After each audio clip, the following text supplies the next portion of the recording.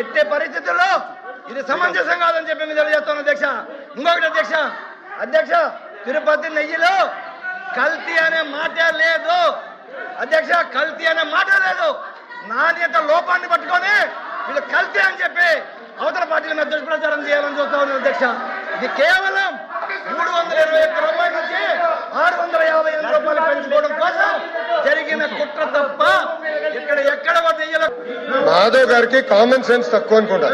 CBI report లో చాలా స్పష్టంగా కల్తీ జరిగింది అని వచ్చింది. వైవి సుబ్బారెడ్డి గారు కల్తీ జరిగిందని వచ్చింది చెప్పమనండి. రెండోది ఈ రోజు ఏమంటున్నారు అధ్యక్ష వీళ్ళు తెలియపోవచ్చు. ఇప్పుడు మార్కెట్ ప్రైస్ పెరిగింది. నెయ్యి కల్తీ చేసి నెయ్యి సప్లై చేయమంటారా 300 రూపాయలకి? వాళ్ళు చేసినట్టు నెయ్యిని కల్తీ చేసి సప్లై చేయమంటారా? ఈ రోజు కామన్ సెన్స్ గూగుల్లో చెక్ చేయొచ్చు.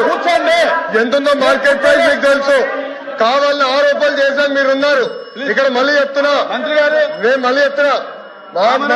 మా కుటుంబం కానీ అపారమైన గౌరవం దేవుడు అంటే. రామానాయుడు గారు మేమేనాడు మాకు రైట్ ఉన్నా ముఖద్వారం నుంచి నడవాలా.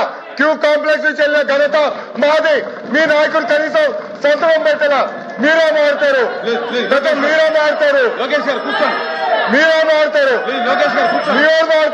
దేవుడు వదిలిపెట్టాడు.